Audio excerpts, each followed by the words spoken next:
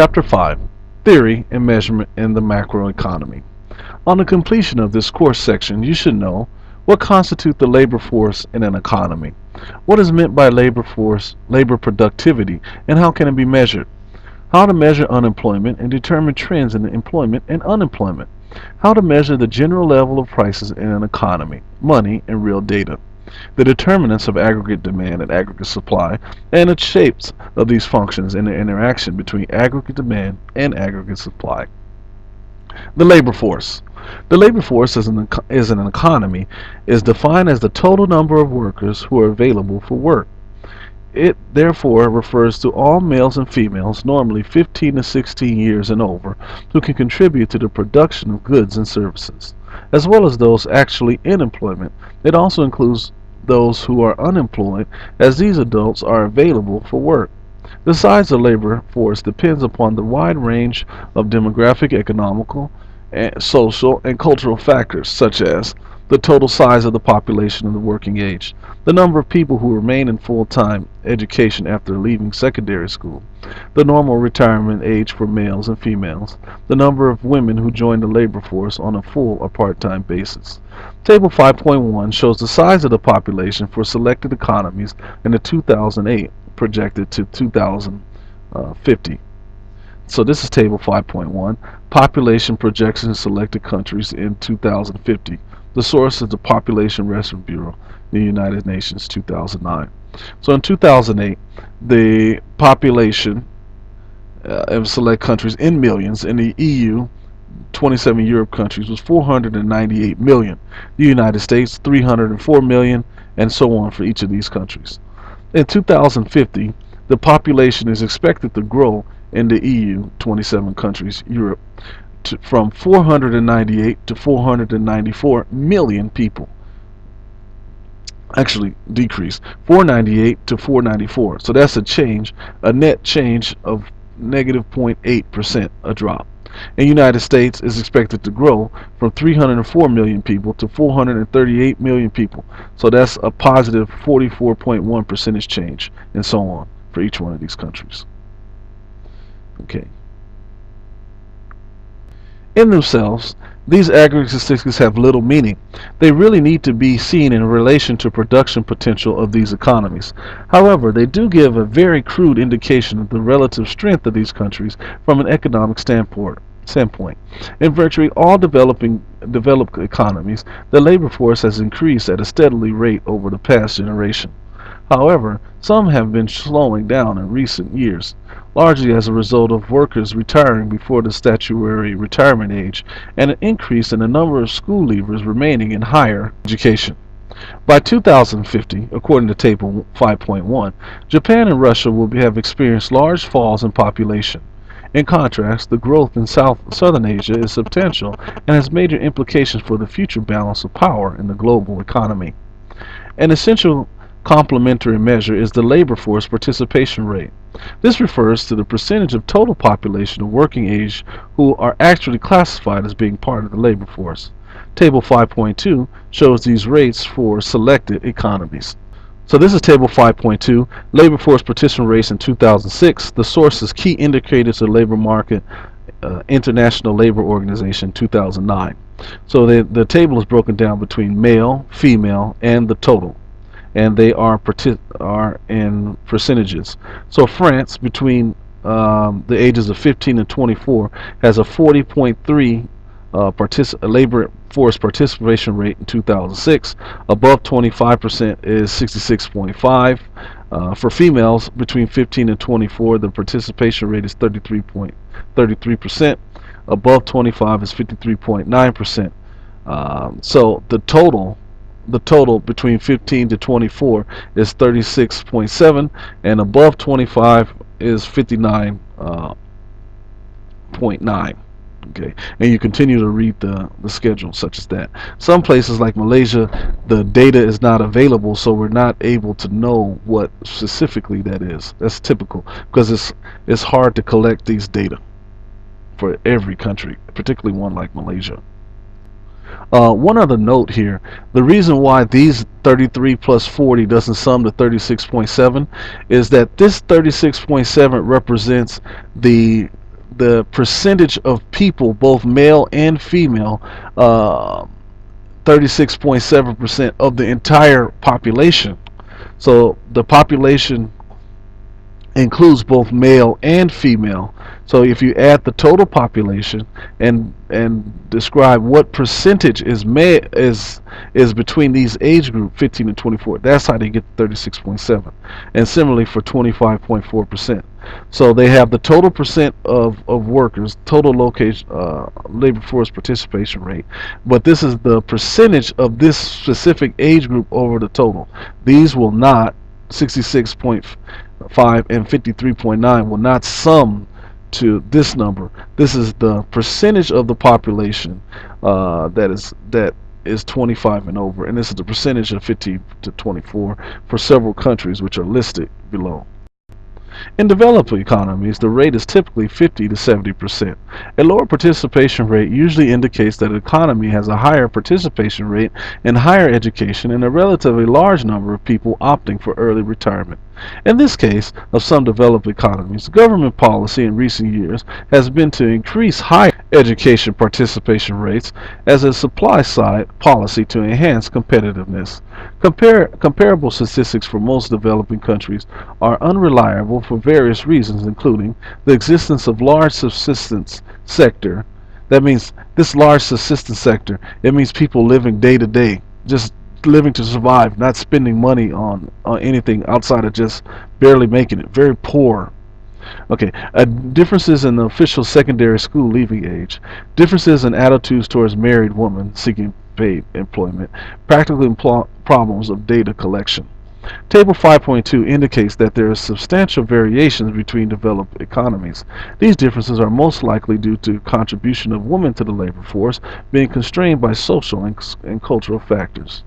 From a general perspective, the following demographic trends are having an important influence on the size of the labor force in most developing countries. Contrary to developed economies, birth rates exceed death rates in developing economies.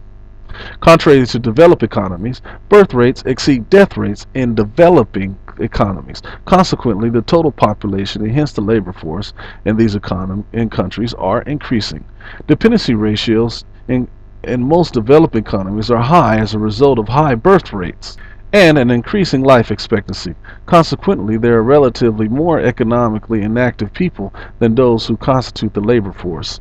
Many developing economies have experienced a rapid growth in the urban population as there has been significant migration from rural areas. This increasing urbanization has made it very difficult for those economies to provide enough jobs to meet the needs and aspirations of its labor force. Rural dwellers, unfortunately,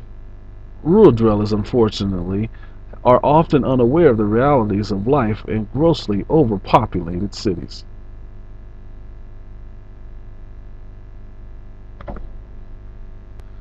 Labor productivity. Productivity refers to the quantity of goods and services that a worker is able to produce in a particular period of time. It should not be confused with production, which is an aggregate measure not directly related to a particular input. In looking at measurement in the macroeconomy, it is invariably true that variation in living standards between economies can often be explained in terms of variations in the productivity of the main factors of production. Labor is not a uniform resource. Variation in productivity of labor depend on education, training, experience, and skills of the workforce. A skilled workforce is equipped with large stocks of capital and technological know-how. Productivity invariably higher than when it is not the case.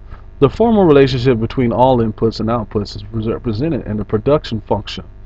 The importance of productivity is recognizing that although the labor force in the economy is a key resource, the output is able to produce is to a large extent directly related to the technical knowledge, skills, and motivation of the workforce.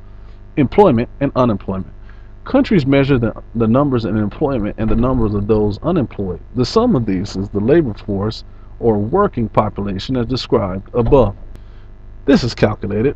Working population equals total number of workers in employment plus total number of workers who are unemployed. Data on Pakistan's working population is shown in 5.2. Adult population 90.532 million. Working population labor force 49.8 million. Employed 47.54. Unemployed 2.427 million. These two make up the working population. Not in the labor force, 40.551 million is the adult population. So these are broken up in sections. It includes 10 to 14 age group.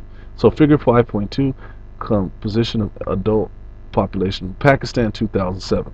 Data such as that 5.2 is usually collected annually through labor force survey.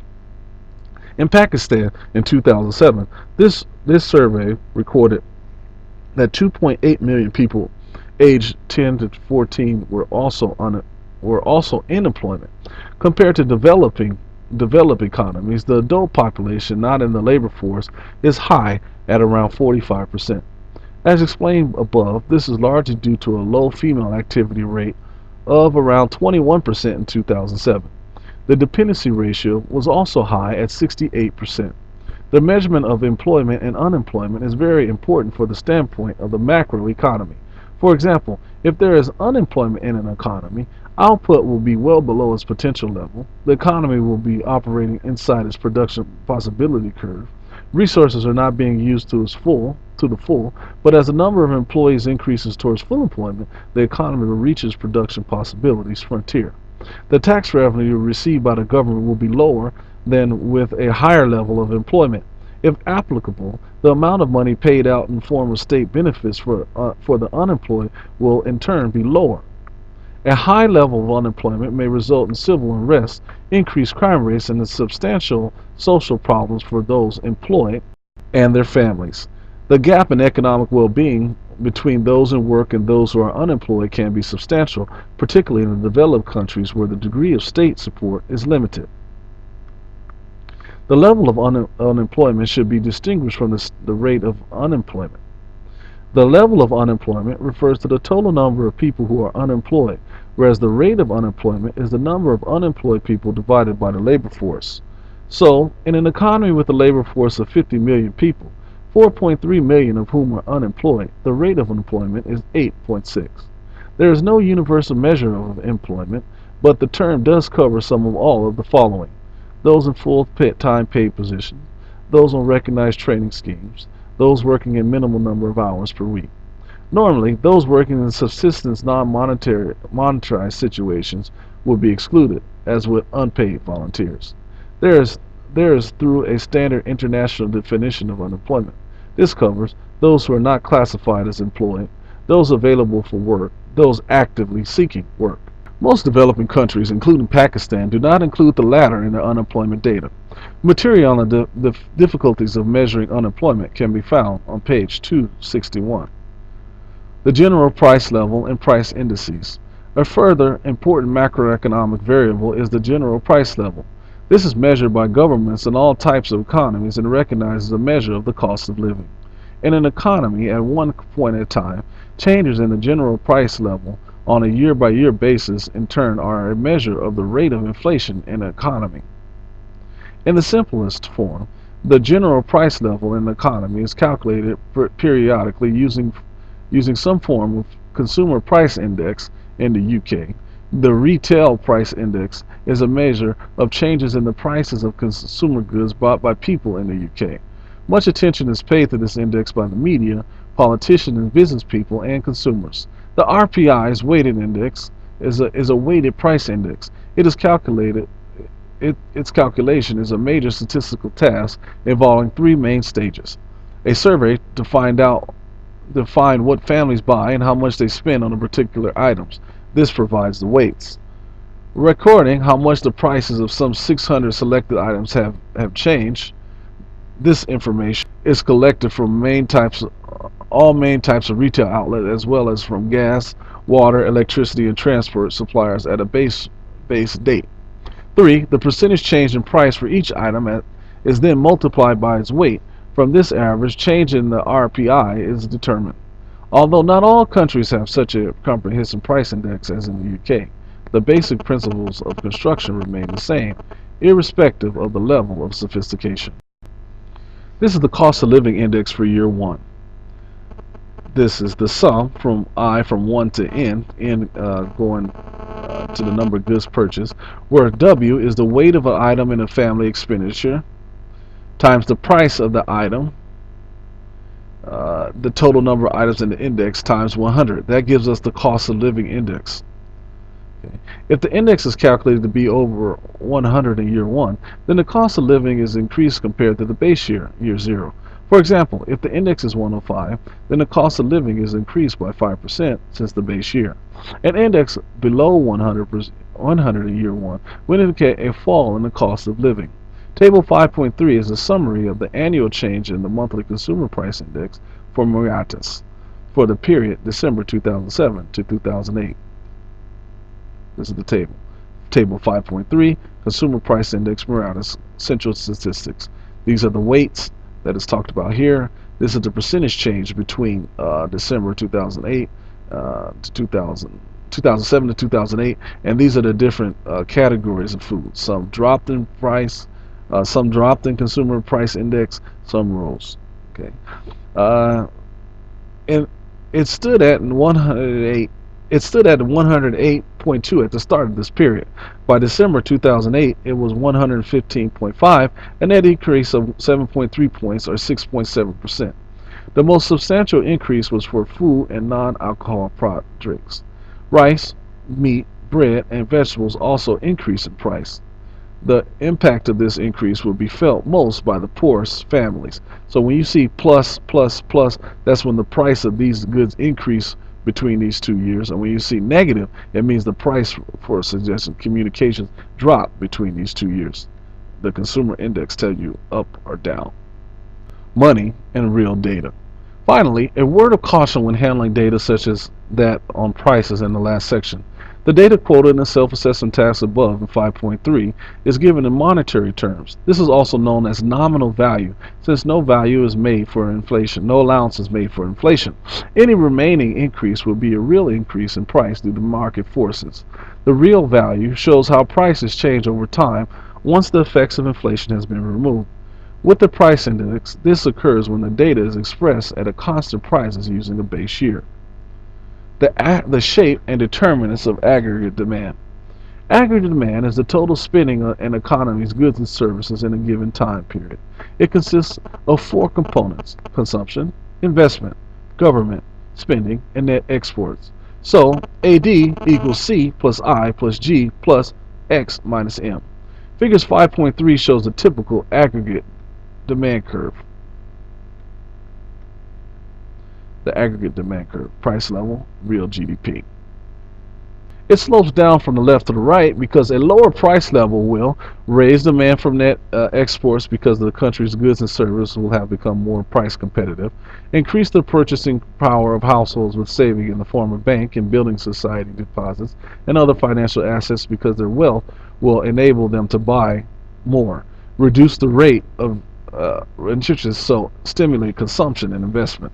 A change in the price level causes a movement along the AD curve.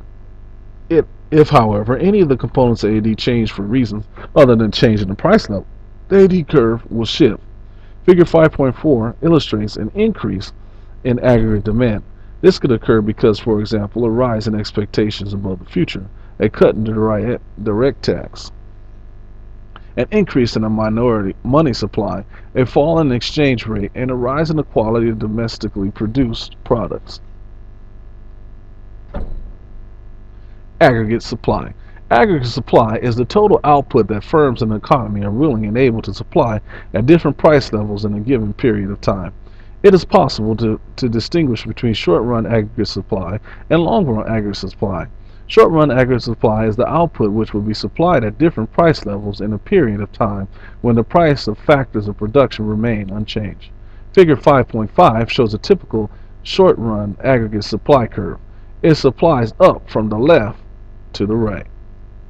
Figure 5.5, the short-run aggregate supply curve. Real price level, real GDP, short-run aggregate supply curve shifts upward. This is because a higher price level will enable firms to meet any extra unit costs in the form of, for example, overtime payments, and to enjoy higher profit margin. The short-run aggregate supply curve will shift the productivity or the payments to factors of production change. For example, an increase in wage rates, not matched by an increase in productivity, will shift the short-run aggregate supply curve to the left as illustrated in figure 5.6. 5.6. A long-run aggregate supply is the output which firms will produce after the price level and factor prices have fully adjusted after any shift in aggregate demand. Keynesians often represent the long-run aggregate supply as perfectly elastic, at low levels of output, then upwardly sloping over a range of output, finally perfectly inelastic. This is the emphasis that emphasize their view that in the long run the economy can operate at any level of output and not necessarily at its full capacity. Figure 5.7 shows that from O to Q, 5.7, O to Q, output can be raised without increasing price level. Output can be raised without increasing out level. This is flat. When output and hence employment are low, firms can attract more resources without raising their prices. As output raises from Q to Q1, here, firms begin to experience shortages of resources and bid up wages and the costs of land and capital equipment. When the output hits Q1, the economy reaches the maximum output it can make with existing resources. New classical economists illustrate the long-run aggregate supply curve as a vertical line because they believe in the long run the economy will operate at full capacity. This version of the long-run aggregate curve is figure 5.8. Both Keynesian and the new classical economists agree that the factors which will shift the curve vertical, this is the new classical economists think that a flat line, of the long-run aggregate supply curve are changes in the quantity and quality of resources as these will affect the productive capacity of the economy. The long-run aggregate supply curve will shift to the right if there is an increase in the quantity and or quality of resources. For example, improvements in training will raise the quality of labor force, and increased investment will raise the quantity and possibly the quality of capital goods. Both of these changes will increase the maximum amount of output the country can produce. Other causes of changes in the LRAS include changes in technology, the quality of education, and net immigration. Interaction of aggregate supply and aggregate demand and supply. The equilibrium level of output and the price level are determined when aggregate demand and aggregate supply intersect, as shown in 5.9. So this is the aggregate supply curve, this is the aggregate demand curve, and they're crossing the interaction, 5.92. This is real GDP, and this is the price. If the price was initially below P1, the excess demand will push the price level back to the equilibrium level, whereas if the price was above P1, some goods and services would not be sold and suppliers would have to cut their prices. An increase in aggregate demand resulting from, for example, the increase in government spending is likely to increase output and raise the price level, at least in the short run. This outcome is illustrated in figure 5.1. So the price, the original equilibrium price is here. The P1, the price level increased. Now the new equilibrium is set at AD1 and AS, and the real GDP has gone from Q to Q1. This is the effect on an output and the price level increase in aggregate demand. An increase in aggregate supply will also be likely to raise output and so lower the price level as shown in figure 5.11. The effect on output and price level on an increase in aggregate supply. So here the price level has dropped, which created real GDP to increase from Q to Q1. And because the price level has dropped, the aggregate supply has increased, has shifted to the right. So this is 5.11, the effect on an output and the price level on an increase in aggregate supply. Summary. In this course section, it has been shown that the measure of certain macroeconomic variables is important for economists to understand differences between various types of economy. The labor force is an important economic resource. Variation in both its size and participation rate can be measured across different types of economies. The productivity of labor has an important bearing on the living standards in an economy. Unemployment Unemployed labor is a resource which can be used to help an economy achieve its productive potential. The general price level is in an economy can be measured by means of weighted price index. Aggregate demand is total spending on goods and services produced in an economy at different price levels. The aggregate demand curve is downward sloping.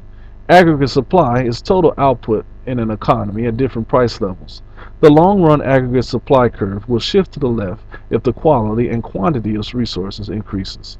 Equilibrium output and the price level are determined where the AD and AS curves intersect.